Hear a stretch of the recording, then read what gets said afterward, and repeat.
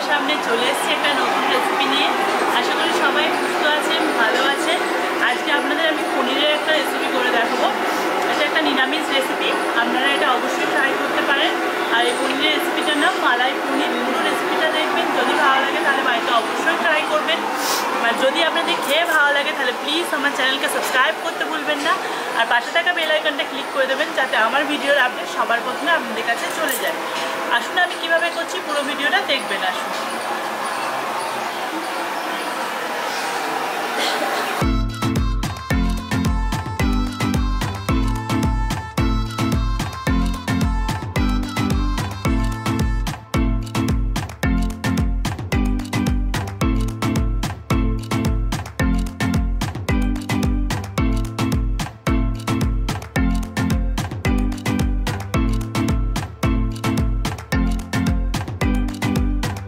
মালাই পনির করার জন্য এখানে আমি 250 গ্রাম পনির নিয়ে নিয়েছি।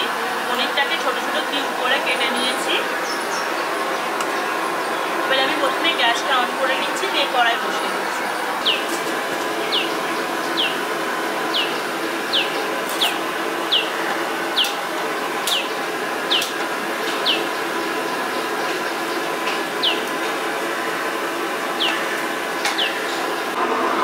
কড়াইটা গরম হয়ে গেছে, এবার এতে আমি বাটার দিয়ে দিচ্ছি।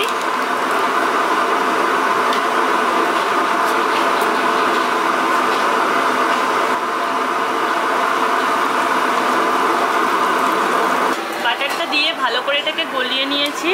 এবার এতে আমি 2 চামচ সাদা তেল দিয়ে দিচ্ছি। তেলটা আর বাটারটা খুব ভালো করে গরম হয়ে গেছে।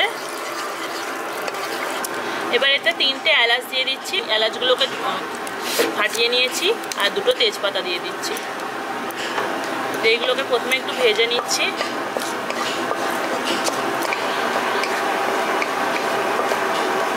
এবার এতে আমি দিয়ে দিচ্ছি আদা বাটা 1 চামচ। এখানে আমি একটা টমেটোকে পেস্ট করে নিয়েছি। এবার এই টমেটো বাটাটা দিয়ে দিচ্ছি।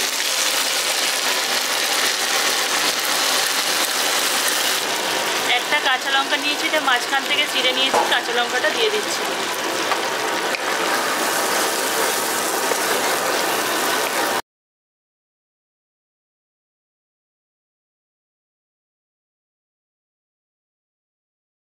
আদা বাটা টমেটো বাটাটা দিয়ে দেওয়ার পর এটাকে খুব ভালো করে কষিয়ে নিয়েছি। এখানে আমি 8টা কাজু বাদাম আর তার সাথে 2 চামচ পোস্ত একসঙ্গে পেস্ট করে নিয়েছি। এবার এই বাটাটা আমি দিয়ে দিচ্ছি।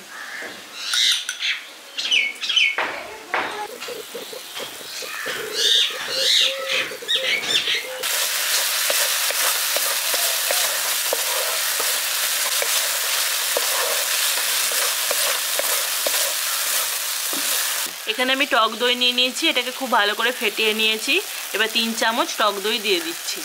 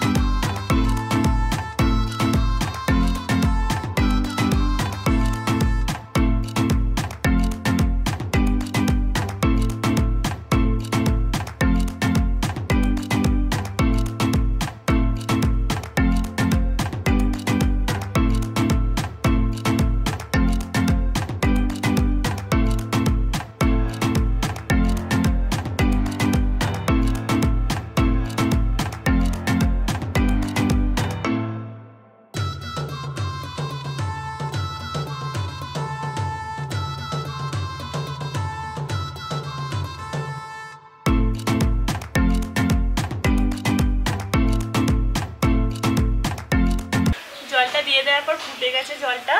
এবার পনিরের টুকরোগুলো আমি এর মধ্যে দিয়ে দিচ্ছি।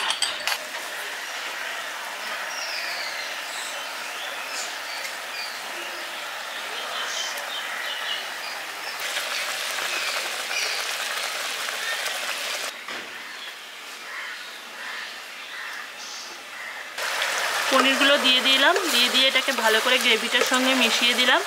এবার এটাকে একটু 5 মিনিট ফুটতে দিচ্ছি।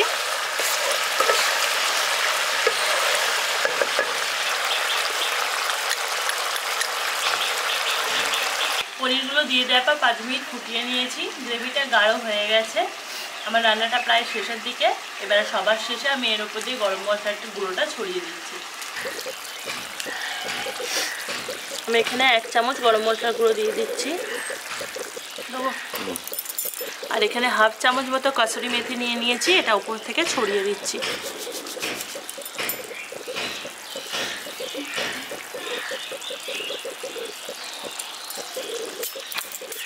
রান্নাটা আমার কমপ্লিট হয়ে গেছে, আমি গ্যাসটা অফ করে দিয়েছি। আর আপনাদের যদি এই রেসিপিটা ভালো লেগে থাকে তাহলে আপনারাও বাড়িতে অবশ্যই ট্রাই করবেন আর কমেন্টে জানাবেন কেমন লাগলো। যদি ভালো লাগে তাহলে প্লিজ আমার চ্যানেলকে সাবস্ক্রাইব করতে ভুলবেন না, আর একটা লাইক করে দেবেন যাতে এরকম নিত্য নতুন রেসিপি আপনাদের সঙ্গে আবার শেয়ার করতে পারি। আর যদি আমার ভিডিওটা আপনাদের ভালো লাগে তাহলে প্লিজ আপনাদের প্রিয়জনের মধ্যে প্রচুর প্রচুর শেয়ার করে দেবেন। আবার নেক্সট দিন আসবো কোনো নতুন রেসিপি নিয়ে। সবাই সুস্থ থাকবেন, ভালো থাকবেন, সাবধানে থাকবেন। আজকের মতো বাই বাই।